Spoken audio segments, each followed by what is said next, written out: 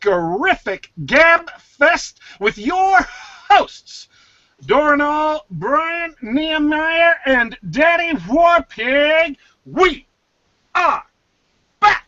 That's right, Geek Gab every Sunday night, 7 to 8 p.m. Eastern Standard Time. 1 hour, anything geekish goes. And we are talking tonight about a trio of movies that I saw just yesterday. That being a mystery for just a second. I'm going to pause while I take a sip of water and let my co-hosts say hi. Take it away, Dorrinal. Hey everybody, great to be here. Glad to be back on the Geek Gab after a long and terrible absence. I missed you guys. It was the long, dark tea time of the soul. Yeah, we missed you. Well, thank you very much. Brian actually got really discombobulated when you weren't here. Yeah, I was having like panic attacks. My throat was closing up. Walls were closing in. It was horrible. I asked him, I asked him to say hi at the beginning of the last show, and he like froze up. He's like, I don't know how to say hi without Dorrinal saying hi first. It messed up the rotation. We were in a groove. We had everything going, and I went and I screwed it all up. Man, It's like Beldar Conehead. If you remember, the reason he didn't take over the Earth when he arrived was he lost his speech. What's he gonna do? what's it? What you gonna do? So it sounds like you're all good. Daddy Warpig straightened you out and everything. I was drinking water. I couldn't jump in and like save things immediately. I was swallowing water, and I just had to let him sit there for a second or two until the water went down. See, that's a shame, Brian, because that was our one chance to nail him with a joke so good that he would be unable to speak for having to clean up the water all over his desk for the rest of the episode. Yeah, sadly, I couldn't evoke a spit take. Well, the good thing for that is one expensive piece of equipment that would harm is my mic, but that's off to the side, so it might get my keyboard. But this is a $49 keyboard. I'd be okay with that. I could fix that. So. See, this is why everybody should hang out with more writers, because I just spent something like 30 seconds talking about making Jason do something what Brian summed up in like 3 words. He says, I couldn't evoke a spit take. That's all I was trying to say, man. At your service. I went and saw some movies yesterday. Yeah. I like movies. You remember the last time I went and saw movies? I always see like 3 movies at the same time because there's months in between, and so I have to, when I actually get to go, I don't go see one. I see everything that's in the theater I want to see. And last time we talked about this, I remember distinctly you asking me like completely reasonable, normal person should be able to answer these without any trouble at all questions about what movies I saw and what trailers I saw, and listening to the show later, me just not even being able to recall what trailers I had seen. It just completely blank. And then I had to stop for a minute while you talked and think, okay, now what was the second movie I saw? It was horrifying. I'm like, I feel like I've gotten so old that in 24 hours I could just forget 2.5 hours of my life of a high-budget Hollywood blockbuster. So I broke down and I did something terrible and horrible and horrible and terrible yesterday. I took notes. Oh, shudder. I pulled out a sheaf of paper in a college-ruled paper in a binder like I was sitting in class, and I took notes of the trailers. I took notes during the movies, which, when you're doing it in the dark, waiting for light to come on the screen before you can write is kind of an interesting experience. So now I know exactly which 3 movies I saw, and even the trailers I saw before it. And then, in between movies, because you have like an hour in between movies at the theater, I would go out, sit down, pull out my phone, and type up my notes so I'd have them ready for the show. Yeah, That's how dedicated I am. I broke down and I went back in time to college to do stuff. I didn't even take notes this religiously during college. It's kind of, disturbing to me, imagining how much more successful I could have been in a university setting had I taken notes as diligently as I did during the movies yesterday. You're like one step removed from an actual honest-to-God movie reviewer at this point. I know! It's kind of... I don't know if that's a good thing or a bad thing. It depends. Are you trying to make a living out of it? Well, this was supposed to be. I mean, did I tell you what this show was originally called the very first time I did it? Daddy Warpig's House of Porn, the vlogcast. No, it was Daddy Warpig's Hour of Bullshit. I just sat down, took questions from the audience, and talked about anything that crossed my mind. Oh, but before we talk about the movies, I'm reading now the chat. I finally realized, oh yeah, we've got like audience members here. I should go see what they're saying. This is a new channel, and at least temporarily, I'm broadcasting under the name Geek Gab until I can figure out how to let me broadcast under my name Daddy Warpig. But this new channel, Geek Gab, will have only the Geek Gab podcasts. It will also has brand new artwork that I've commissioned. I'm actually paying cash money for new artwork for Geek Gab, and I saw the thumbnail and the first roughs today, and they look awesome. They just look incredible. I am so happy because this is the thing. I gave the artist a direction I was kind of thinking about going in, and he came to me and said, by the way, I was thinking about this, but I got this completely, totally different idea yesterday. Are you interested in seeing it? I'm like, sure, show me it. He showed me it. It is amazing. It's cool. I can't wait for you guys to see it. We're going to have new artwork on the YouTube channel, and we're also going to have artwork on iTunes, because as soon as we get the artwork and as soon as I get the server, pay for some server space and get it up and running, I'm going to convert all of these shows to MP3 or MP4, whichever is best for iTunes, and upload them. We'll have the whole show, all 13 episodes. This is our 13th episode. All 13 episodes available for download, and then hopefully the Monday after every live show, we'll add the new episode for download on iTunes, so you can subscribe to Geek Gab through iTunes as a podcast, play it on your iPhone, on your iPod, or on any other device that you can get podcasts through from iTunes. In fact, and I was waiting to do that until I also got this cover art, because you need cover art to put in iTunes, and I want something that looks decent. I want something that didn't look like crap. And so I went and got a real artist and had him do it, and so it would look great for iTunes. It would look great on the channel. I've got a new Twitter account just for Geek Gab that as soon as I get the artwork again, I'll put it up there. So it's all going to look nice.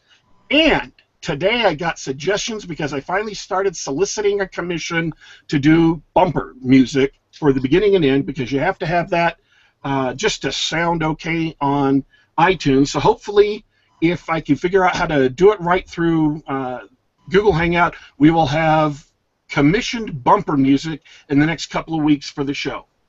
May I make a suggestion? Sure. Daddy Warpig in his Daddy Warpig voice doing karaoke. Seconded. That's not so much music as it is a violation of the Geneva Convention. I'm pretty sure. So anyways, what had been Daddy Warpig's Hour of Bullshit, and actually the first show wasn't bad. It was a decent show.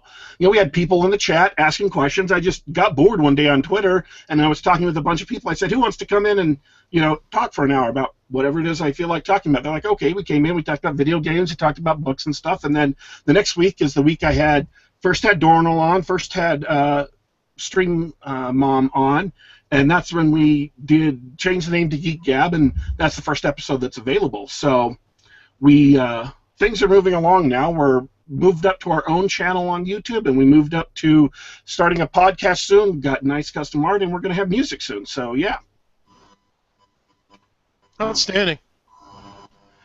And so we have somebody in the chat asking.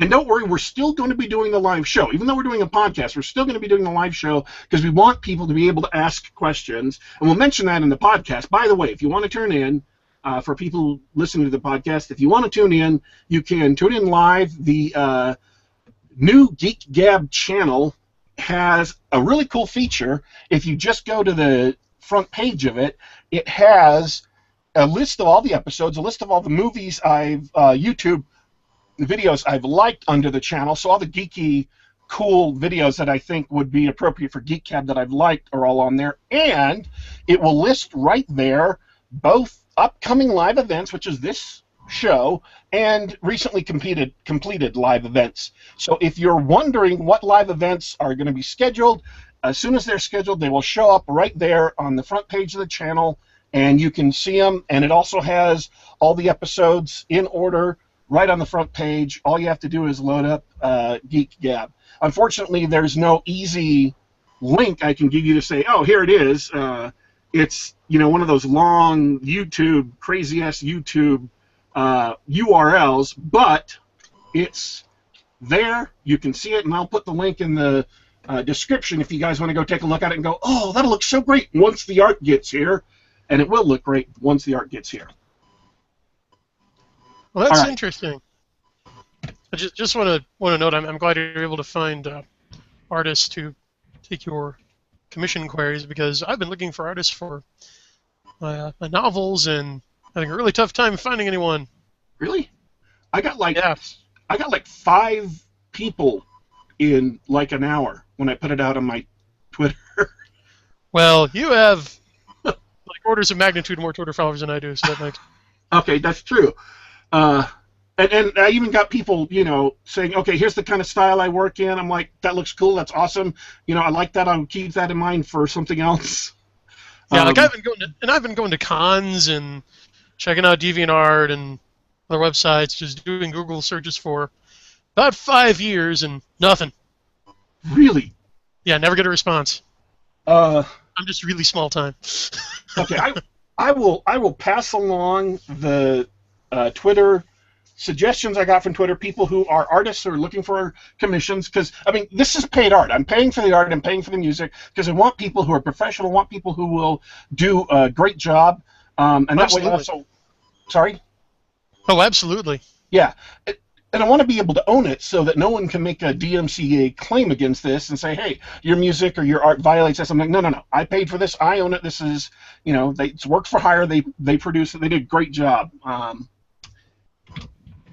Okay, I've added the Geek Gab front page to the channel, to the notes underneath this episode, so you can take a look at that if you haven't. But again, yes, it's a brand new channel because we had some technical difficulties with the old one. We wanted to get this set up, and actually it's going to be much, much better than the old one. So, 3 movies. Someone is asking in the chat what 3 movies I saw yesterday that we're going to be talking about today. The 3 movies are these: Kingsmen, The Secret Service, American Sniper, and Jupiter Ascending. Yes, I sat down and paid cash money to watch Jupiter Ascending. It is... Oh. So did I. Oh, okay, good. See, now we have 2 people. I have multiple opinions, multiple different points of view about how... Well, I'm not going to give that away real quick. But I want to do first, because I bothered to take notes on these, because Dorrinal asked last time, oh, hey, what trailers did you see? What kind of asshole would ask about trailers, honestly? So, do you remember? Do you remember what trailers you saw? I do not. Brian, from going and seeing Jupiter Ascending, do you remember what trailers you saw before that? You know what?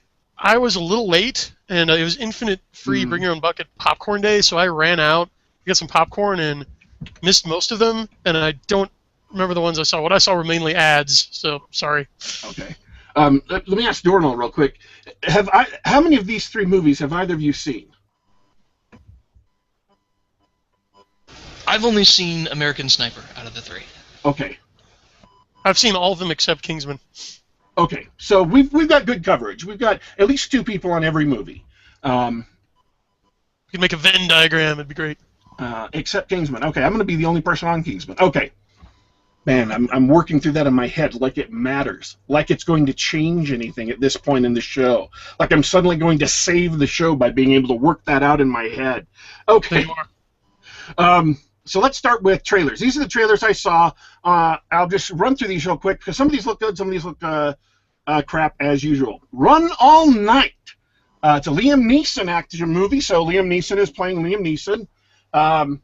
It looked decent. He's a gangster. He's a small-time gangster. Looked like New York, maybe an Irish gangster, not sure. His son is going to be shot by the son of another gangster, so he shoots the son of the other gangster, who's played by Ed Harris, and of course Ed Harris being an awesome actor, just stunningly incredible actor. Let's throw out some Ed Harris roles so people know who he is. He was the director of mission control in Apollo 13. He was a cop in Gone Baby Gone. Do you guys want any other notable Ed Harris roles? The Hours, I believe. He played the main General Francis X. Hummel in The Rock. That Michael Bay movie from the early 90s. Okay, wasn't he in History of Violence with Viggo Mortensen? No, I believe History of Violence was Aragorn. Well, yeah, like I said, but he was a main antagonist. Oh, okay. I haven't seen History of Violence. Okay. So, yes, that might be. It's awesome. He's the bad guy. Liam Neeson shoots his son in order to save his own son, and then they have to survive at least a night for whatever reason. Run all night. That's what it's referring to. So, it looked good. I'd want to see it. I don't know if I'm going to be able to see it in the theaters, obviously. Second trailer, Mad Max, coming up, which we have talked about this trailer before. This is the exact same trailer, exact same teaser trailer that came out a couple months ago. We've talked about it on the show before. I will say this, the one thing that's different about this show, seeing it on the big screen made it obvious just when they were doing an optical composite on different shots, and it looked more fake than Mad Max and the Road Warrior did. It made me think about the problem of practical effects versus CGI. Real effects, practical effects, where you actually do the stunts in cars, they look real, they look raw, and they also place some limitations on what you can do, which means your movie is more grounded, which in a post-apocalyptic movie like Mad Max is actually a good thing. The current effects just look a little bit too fake for my taste, and they also look a little bit too grandiose and overblown. They talked about water wars, not just fighting for gasoline, so it seems like they're going in a little bit different direction, although a direction that is thoroughly contiguous with the rest of the movies. That was kind of implicit, even if not explicitly mentioned. Movie still looks great. If I can manage it, I'll go see it in the theater. I don't know if you guys have anything to add other than that? Nope. Okay. Nope. Fast and the Furious 7. This is the same trailer that came out months ago with the bus and them crashing it and getting the chick out of it and stuff. The only thing I thought, it looks just as good on the big screen as it did on my computer. The only thing that made me think about when I was watching the trailer is I don't understand why Vin Diesel isn't a bigger star. Vin Diesel isn't a bigger star because of The Babysitter, I believe. That like killed his career? For a while. Like, he turned down Triple X2 because he didn't want to be typecast or something, and decided to do that, and yeah, it certainly set him back for a while, but luckily he's on the comeback track. He started to recover. I don't know, man. Some of those, those meathead action stars, they get stuck in. It's not just typecasting. I mean, a lot of them just don't have the skill for it, and for a while it looked like he didn't really have it, even though he did some. He's even done some great voice work and everything. I don't know. He's definitely underrated, but at the same time, I don't see the comeback happening. I mean, yeah, he did Groot, and for him to be able to put that much emphasis, that much feeling and distinction into the exact same line 1,000 times, that's pretty impressive. And if you ever saw it, it's been too long for me, but he was the Iron Giant. I've never seen the Iron Giant, but I've heard he did a really good job in that. Yeah, here's a fun fact. Vin Diesel had a lot of fun doing the Iron Giant, and when he went to record the voice of Groot for Guardians of the Galaxy, it was the same sound engineer who was recording for that. Seriously. Seriously, and they were old buddies, so they just meshed right away, had a great time. And not only did Vin Diesel do all the dialogue for Groot for the English version, he did it for every other language the movie was recorded in. Awesome. So That's he said, cool. Yeah, he said the line "I am Groot" over 1,000 times by his reckoning in like 5 different languages. Okay, San Andreas. I'd never heard of this one before. There's a huge megaquake that tears California apart. The Rock is in it, and also one of the vampire chicks from one of the recent vampire movies. I think it might have been the... see, now my mind goes blank. The shiny, glistening, glowy vampire movies. Twilight? Twilight, yeah. I think she might have been one of the backup vampires in there, but I don't know for sure. But she's in it with The Rock, or Dwayne Johnson, and that's what it's about. A megaquake tears California apart. It did not look like it was going to be a groundbreaking movie. So... I'm glad you mentioned those back to back, because Rock's another one. Although he's not like Vin Diesel, where Vin Diesel's kind of always been an actor, and Rock's sort of football, then acting while slamming people on the mat, then to acting, then back to acting while slamming people on the mat. Yeah. I mean, but he's the same sort of guy where he also did a babysitter-esque movie in it, and he's got massive charisma. Similar to Vin Diesel, well, more so than Vin Diesel. He's got massive charisma, but he's got the same sort of, typecast. I mean, there's only one thing you're really going to get The Rock to do, right? Same kind of thing. He can. I'm not saying he's a great actor, but he can turn in a really credible performance, much better than most people who don't end up in major movies. So, I mean, he can. I mean, he can mug for the camera. He's very charismatic. He improves basically any scene that he's in. He's just one of those guys. He's not a great actor, but you like to see him on screen. Yeah. Right. Pan, P-A-N, Pan, has Hugh Jackman, Rooney Mara, and it also stars the reincarnation of the little girl from Jurassic Park. The one who says, "I know this is Unix." Not her. A reincarnation of her, or a clone. I'm not sure which. If it isn't her reincarnated, it's a clone, because this kid, who's a boy, looks exactly like her in most of the shots I saw in the trailer. It was freaking spooky. So they're doing a weird reverse M. Bison Cammy thing. You think Spielberg did that? I have no idea. I'm going to say yes. In any case, Pan is a Peter Pan prequel with Blackbeard the Pirate, and that's who Hugh Jackman plays. Blackbeard the Pirate kidnaps a bunch of children from an orphanage, one of which is Pan, takes them to Never Never Land, and he busts out of the prison with a guy named Hook. I don't know if this is intended as a setup to a series, but it's a Peter Pan prequel. Well, until they decide that it's not really a prequel and it's just sort of like it, except for all the elements that make it look like a prequel. Yeah. I'd never heard of it before. Didn't know it was coming, but it's almost here. Insurgent, which is the Divergent sequel, same trailer you've seen online for the last couple months or the last month and a half if you watched it or cared. I saw Divergent. I was not really impressed. It was the saddle movie in between two movies I really wanted to see on one of my movie trio Saturdays. So, Ant-Man, same trailer we all saw that we talked about here on the show.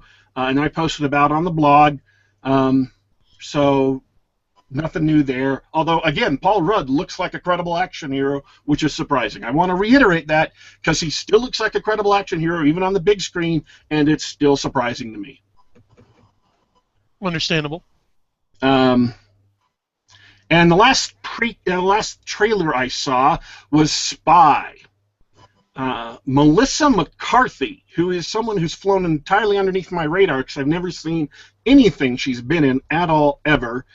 She is a CIA analyst who gets sent into the field against the bad guys because the bad guys know every single agent at the entire CIA and all of their field agents across the planet. They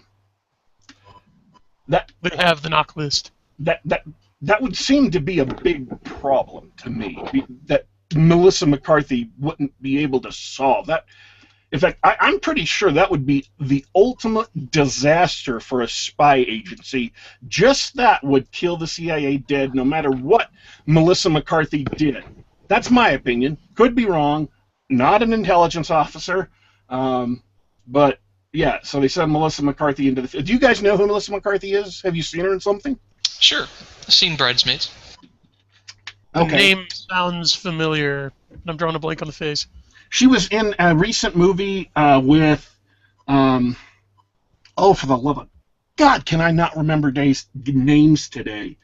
One of my favorite actresses who was in Gravity. What is Gravity? What is Gravity? Are you kidding me?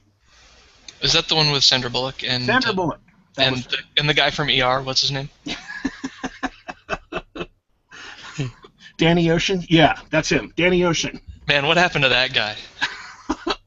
Yeah, Melissa McCarthy was in a movie with Sandra Bullock. They played like cops. She was a dirty talking cop. Melissa McCarthy was the kind of chubby sidekick. Okay. Yes. Her shtick is she's chubby, and I'm not saying that to be mean. I'm not trying to put her down. I'm chubby.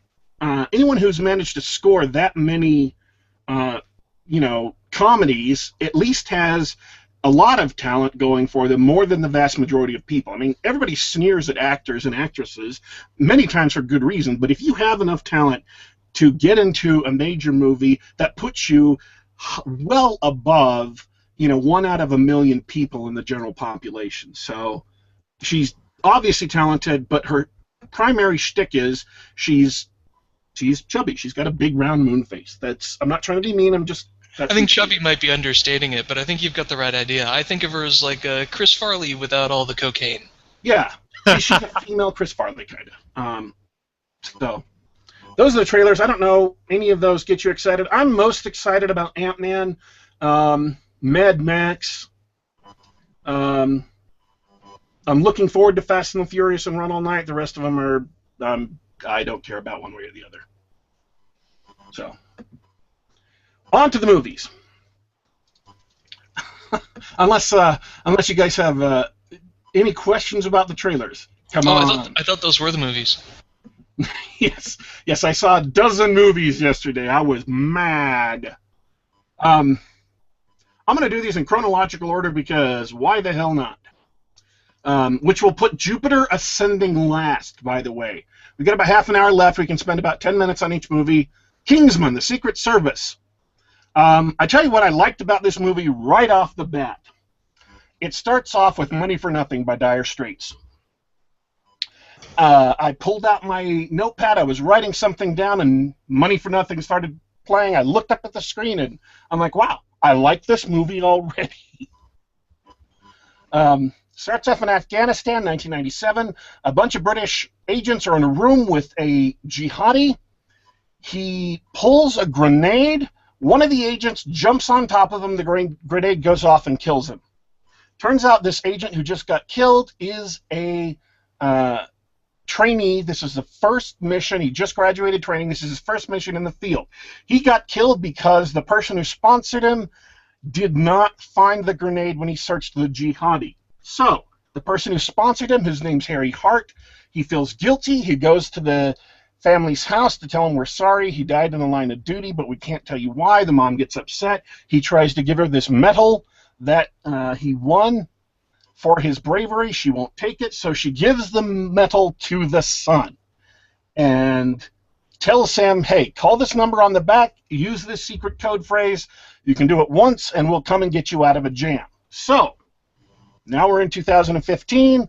The Sun is a punk criminal in London's East End, and he gets thrown in jail, calls the number, and gets contacted by the person whose life was saved, Harry Hart, whose life was saved by his dad. And that's how the movie kicks off. The thing about this movie, and I enjoyed the vast majority of it, the thing about this movie that was kind of annoying, if I could summarize all my notes, is that it is trying to resurrect the James Bond. I'm going to give you a couple of spoilers, so just fair warning, if you haven't seen the movie, if you are really, really interested in seeing the movie, you'll want to fast forward or, pause or whatever past the spoiler that's going to come in just a minute. The thing about this movie that was the worst is that it calls back to all the early James Bond movies and even has the balls to name check them at a couple of moments in time to explicitly discuss the James Bond movies, the early ones like Goldfinger and such.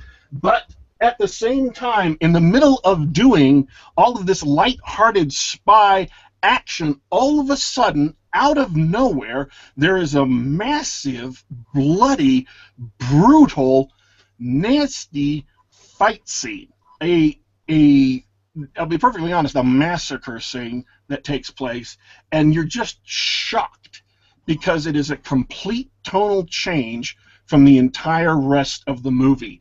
And without criticizing the people who wrote up the script and who made it, this is based on a Mark Millar and I believe Dave Gibbons comic, and so Mark Millar is Mark Millar. He's just going to do his thing. And so the massive slap in the face, sudden change of tone, it's like you're watching Driving Miss Daisy, and all of a sudden a bunch of gunmen jump out and they start recreating the central ambush scene from Clear and Present Danger, and Harrison Ford is there saving Miss Daisy. It's that big a shift, that jarring a shift. And so the movie, that part of it just really didn't work for me because it does not belong, that scene didn't really belong in the middle of the movie. But it's absolutely critical because it sets up the ending. That was the bad guy using his big super secret weapon, and that's what they're trying to stop at the ending. You have to have some kind of secret, super weapon or something, but still, it was not, it did not fit with the light-hearted callback to the early James Bonds. That's my comment. The fight scenes were okay. They were enjoyable. They were decent fight scenes. They weren't bad fight scenes. And a couple of things with the climax are a little bit wonky and strange, but I can't talk about those without spoiling far more than I already have. They had a strange, and this goes back to the silliness. The main villain's sidekick is a super hot chick who has had both of her legs amputated in mid-calf and has replaced them with the spring prosthetics, metal that's shaped like a C, and you walk on them and they're kind of springy. Only these are honed to razor-sharp edges on either side so she can kick people and cut people in half and chop a metal machine gun in two with just her legs. It was, again, a callback to people like Oddjob, who had that hat he could throw and chop the head off of a statue, but it just felt a little bit more bloody and brutal than the James Bond aesthetic they were really going for. So and again, that may be in the comic. I've never read the comic until I was looking at the credits. I did not know it was a comic. But that's the comment. A lot of lighthearted, fun stuff, and then all of a sudden, just jarring moments of bloody, bloody brutality. And it has Mark Hamill in it. Oh, does it? Oh, I just started listening when you said that. It sounds like you went in expecting Street Fighter and got Mortal Kombat instead. I didn't know what to expect. the trailers and stuff, everything that we've seen. I mean, we've seen maybe a quarter of the movie already just from commercials, and it looks like it's just a nice callback homage to the old James Bond movies. I'm surprised to hear that it's got a brutal, vicious fight in it like that.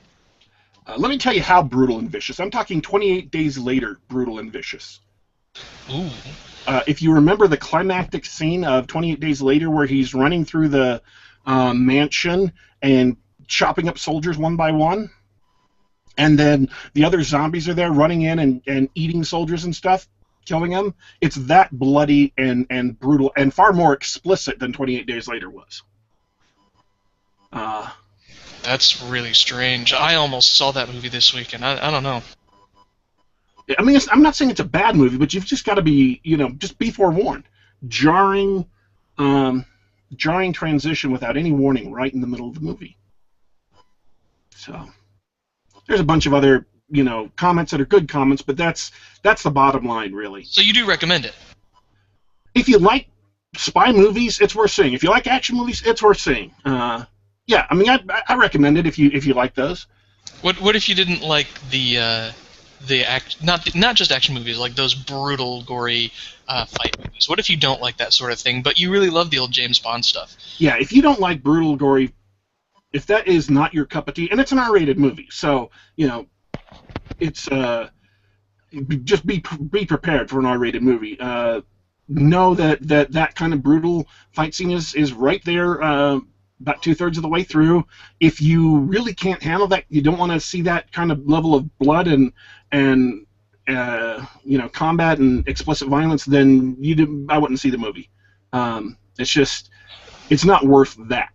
Oh, one thing that kind of bugged me, by the way, the main villain is played by Samuel L. Jackson, and he wears glasses throughout the movie, on one side of which is this little piece of plastic. It makes it look kind of like an ultra-rich billionaire's version of Google Glass. And I was always expecting that to come into the show somehow, like to matter somehow, and it never did. And I just kept on wondering, why the hell is it there? It just distracted me. Up until the very end, I expected it to matter, and it never did. And I'm like, well, okay, that was a mistake. So you'll find it on the cutting room floor. Maybe you'll get it in the DVD extras. Well, yeah, that could be too. So it's all right. Chekhov's gun that they never shot. Yeah, I mean, it's okay if it's a red herring, but it needs to be. If it's going to be a red herring, it needs to be built up a little bit more than that. Because as it was just a distraction, is all it was. So yeah, like Dorrinal said, wait for the director's edition or something. Okay. Any other questions about it? Yeah. What movie were you talking about there? Kingsmen: The Secret Service. Okay, I thought so. Just want to make sure. I got kicked offline for some reason, but I'm fine. That was not me, I promise. Okay. I believe you. Kingsmen: The Secret Service. Next is American Sniper. It is a biopic about Navy SEAL sniper Chris Kyle, and it's directed by Clint Eastwood, who is an astoundingly good director. He has directed just some incredible movies, including the one of my favorite movies, Gran Torino. Yeah. So I have Dorrinal here, who has actually seen it. I don't want to just read through the plot.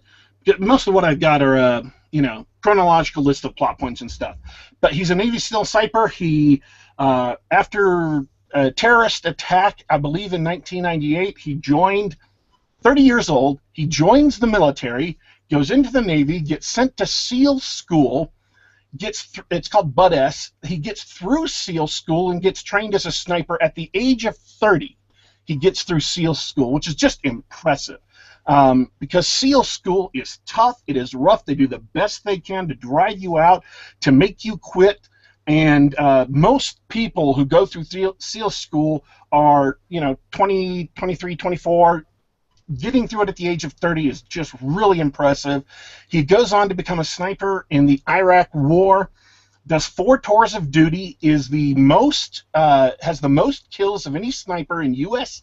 history, and I believe is the most decorated sniper in U.S. history. He has 146 kills, including one at over 2,000 yards, which is more than a mile off. So that's Chris Kyle, and this movie is the story of his life as concentrated primarily on his activity in Iraq as a sniper. Now, we talked about this when we were talking about action movies, and you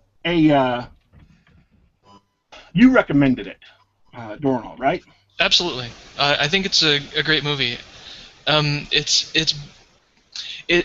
lot of the real life stuff has overshadowed it because it's it's not really true. I mean, what can I say? I mean, it's if you go back and you look at like his story and what he's done and said in the media and everything and promoting his book and everything, the person reflected in the movie might not have been him. But you know what? It was a really good movie, and it was about a person, and it wasn't a lot of people worried about. Well, I didn't think it glorified war. I think a lot of people were saying that it was this awful American propaganda. But I want your take on it. It did not make war look like something that was fun or glorious or that you would voluntarily engage in for, kicks and giggles. It made war look dangerous and brutal, and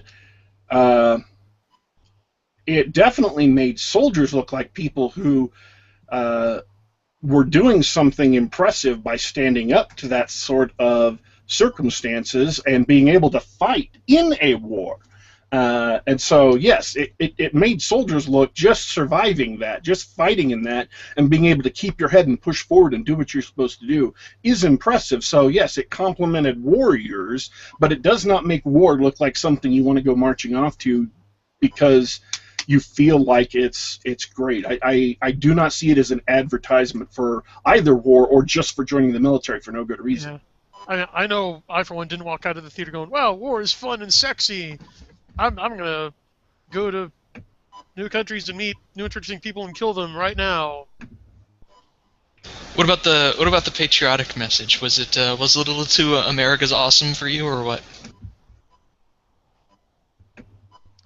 Which one of us? Doesn't matter. Go ahead, Brian. Okay. There was only one scene like that I found kind of jarring, which was how, like Daddy Warpig said, Chris Kyle actually volunteered after a 1998 terrorist attack, and in the movie they make it 9/11. Or rather, they show him and his wife watching the towers come down on TV, and then they cut to him enlisting, and the human brain likes to take scenes that are shown in sequence and sort of extrapolate or infer a causal relationship between them.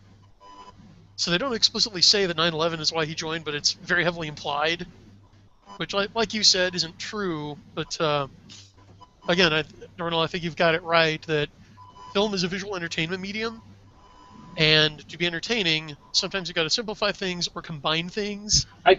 Okay. I think you may be misremembering the movie.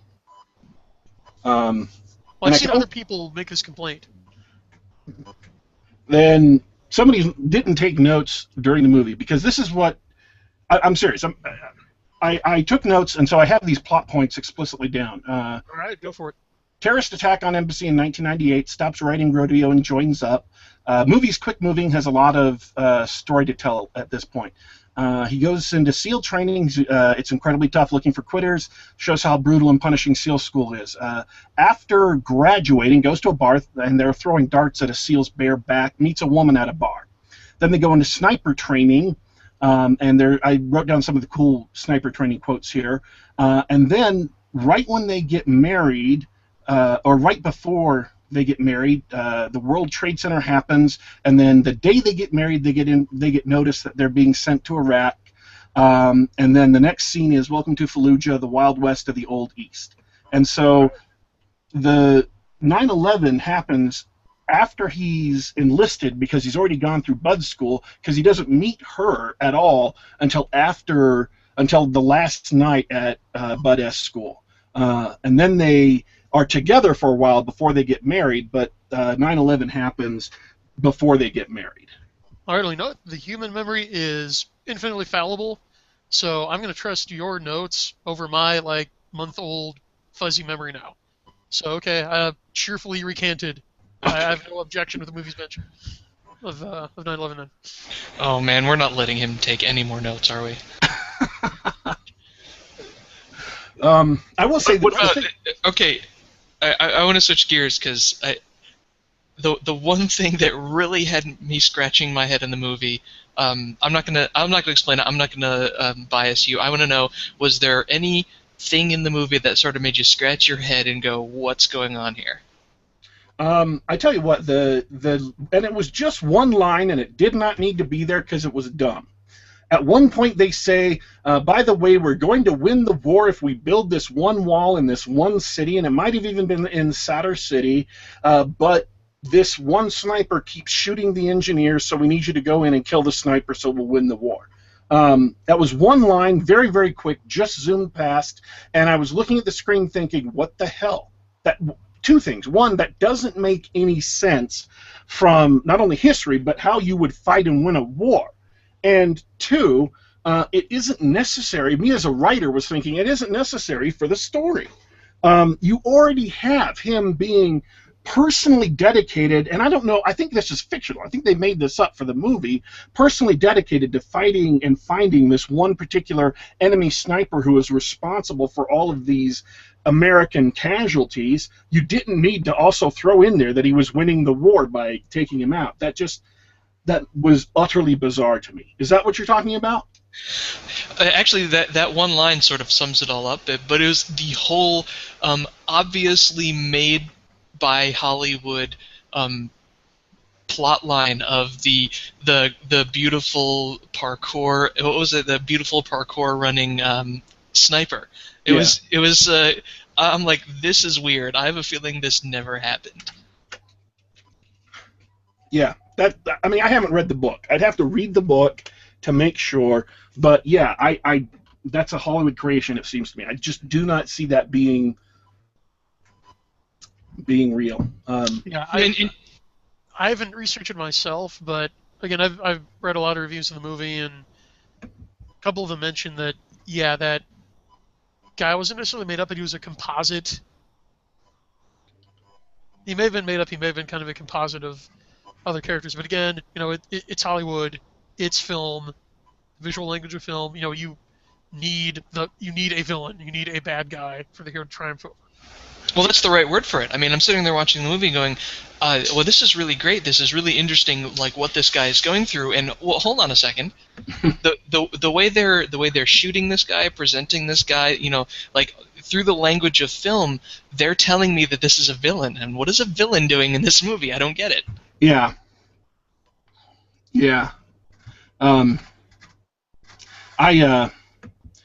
do want to. Oh, now I've lost it. There was something else I was going to mention. Were you going to mention that it was awesome and you should all see it? It's recommended. Definitely recommended. It's a war movie. It's not an action movie. It's not a fun movie. And I'll tell you why. Okay, this is what I wanted to talk about. Because this, I thought, was the perfect setup to what the movie... And it's the very first scene. This is not a spoiler, because literally, when you sit down to the movie, this is the very first scene you see. I'm not spoiling anything. It sets up why this is a war movie and what his life is like. He's just gotten out of training. He's just got to Iraq. You don't know this at the time. This is the very first shot he's going to take in combat. The very first kill. He's in combat for the first time, and what he's staring at down his sights is a little boy who looks like he's 8 or 9, maybe 10. His mom and this little boy, both Iraqi, come out of the building and start walking towards a group of Marines moving up the street. The mom hands her kid something, and it looks like, to him, a Russian grenade that she gives to the kid, and he starts going towards the Marines. So he has that immediate choice. Does he shoot this 8-year-old kid who might have a grenade or might not have a grenade? And then it pauses right there, it cuts to him as a young boy learning how to hunt with his father. Just bam, smash cut. So that's what the movie sets up. What is war? What's the thesis of it? Is he is defending, he is protecting a bunch of other soldiers, which is a theme throughout the rest of the movie, and that's immediately what that hunting scene and the next scenes of his childhood set up. And he has to make some difficult decisions, including whether or not to shoot an 8-year-old boy in order to protect the Marines, and what if he makes a mistake. And you come back to that exact same scene later in the movie. That's his first opportunity to take a shot in combat is against an 8-year-old child. That's why I think people who say this movie glorifies war are wrong, because this is like 2-3 minutes into the movie. I mean, this is immediately. You don't start with his childhood, you don't see him in peace, you don't see anything but him on a roof with his spotter, maybe shooting an 8-year-old kid. It is very chilling, very real, very difficult. That's why I don't think it glorifies war. Yeah, there are 2 scenes like that. That gets recapitulated later. Yes, because they pick that up, so you see what he actually, you see the rest of that scene through the in the rest of the movie. Once they do the Welcome to Fallujah, the Wild West, the Old East, you see the rest of that scene. Well, and then there's also the kid picking up the RPG launcher. Oh yeah, yes. So 3 times actually it gets reinforced. So, yeah, I don't think that is a movie that you can argue is glorifying war when he's having to make choices about shooting at children. And, yeah, that's just my opinion. That's what I think. Yeah, I think we got a nice succinct comment from the chat. Morgs Borange says it's only movie you only watch once, but you really enjoy it. Yeah. That sounds fair. Yeah. Okay, Jupiter Ascending. Last movie I saw. Before I start reeling off stuff here, I want to say this. My verdict of the movie is not only is it deeply flawed, the flaws aren't even original. The movie starts in Russia. A mom who is pregnant and a father. The father gets killed, and then they go to America as illegal immigrants. And then we cut to the bad guys.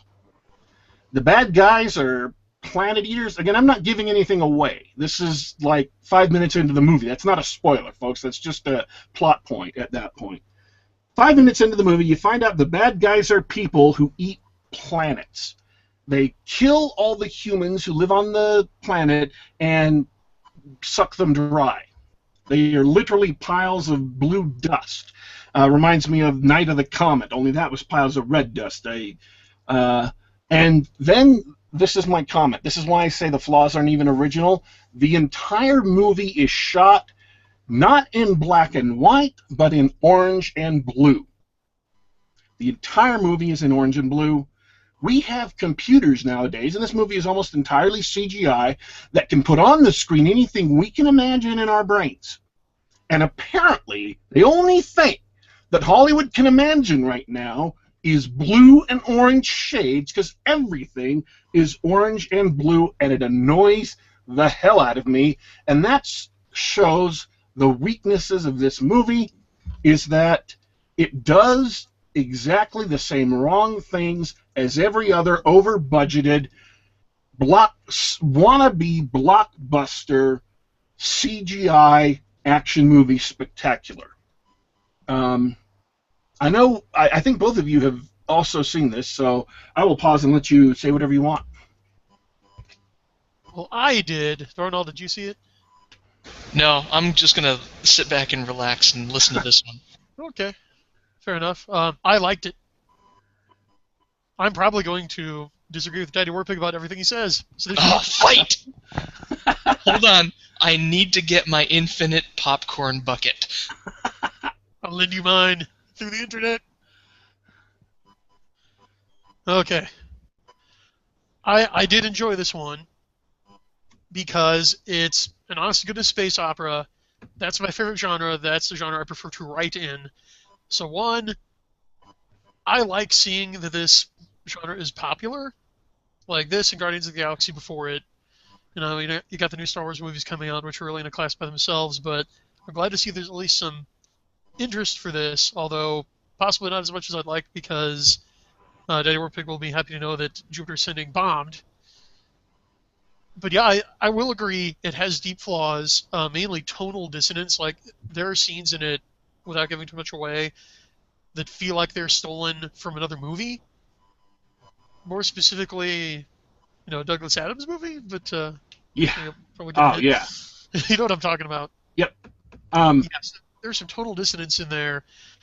And yeah, I wasn't completely happy with the CG and the effects, and you've helped me to put my finger on it. It's that whole, orange and teal thing. They're the two colors in the color wheel that most contrast, so they make all the flesh tones orange and set all the backgrounds to blue. I know what you mean. Yeah, that's annoying. I really didn't like a lot of the conceptual design either, but I thought that the references they made in the mythology they set up. Like, did you notice how they subtly suggested, because, mild spoiler alert, these aliens have been interacting with humans since forever. Like, the Earth is actually their property, and so they're the. Did you notice the nods to various elements of human mythology? Like, they basically explained werewolves and vampires and people being taken away to fairy rings and alien abduction. And Well, yeah, because, I mean, they say at one point, is this a race of vampires? And they're like, oh, yes, we are the source of those myths and yada yada. yeah, so I kind of dug that reference in the second Matrix movie, where those things were explained as programs of earlier versions going where they weren't supposed to go and doing what they weren't supposed to do. And I liked the recapitulation of that in Jupiter Ascending, where it explains a lot of elements from human folklore, and I like that kind of world building. I thought their world building was uninspired and lazy. Okay. And here's the thing. This is what I thought about the world building. They're world eaters. They're people, in order to maintain their immortality, they suck some mystical fluid from human beings. This is my thought on the world building. That made a kind of a crappy movie, but it would have made a perfect twist ending for Mass Effect 3. If you wanted a twist ending for Mass Effect 3, you find out that the Reapers aren't these metal intelligences, these artificial intelligences, but they're really an alien race who lets the galaxy grow and develop until they reach a certain point, then they move in and take all of the higher races in the galaxy, suck them up to use to power their immortality. That would have been an interesting twist, unlike what they actually put in there. But again, you're kind of now reviewing the movie you wish they'd made, or rather, another game you wish they'd made differently than this movie. So I'm not going to debate the point. I haven't played Mass Effect Beyond 1, so I'm just going to say you're right about that. What I liked about it was they pointed out if you've got this galaxy-spanning, billions-year-old civilization, well, it's a post-scarcity civilization, so how does the economy run? And I think they hit the nail on the head when they said time is the only commodity left. Because, these people want to rule, and they do have everything they need, but they want unlimited life in which to use it. So I thought that was really clever. And, I like the whole Soylent Green angle because it helps introduce the movie's main conflict.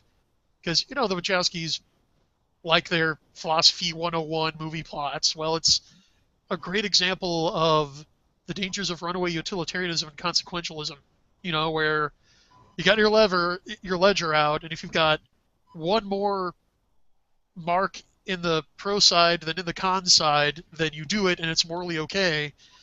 And I like that they have a dominant alien civilization that's coming from that kind of utilitarianism and confronting this kind of Cinderella figure who challenges it with her loyalty to her family, much like I appreciated Larry Cree's books.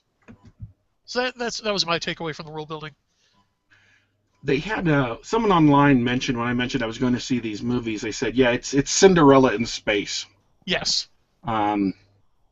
And yeah, you can definitely see that. It's not. It doesn't have any of the exact plot of Cinderella. I mean, it doesn't have like a wicked stepmother and two daughters who make her clean toilets and stuff. She cleans toilets for other reasons, but. Well, I think her uncle could kind of fall into the wicked stepmother category a bit. Sure. He's kind of a jackass. So yeah, I just. So final question from me, who might actually see the movie. Whether I like the world building stuff or not, Brian, do you think it's a good movie to watch anyway?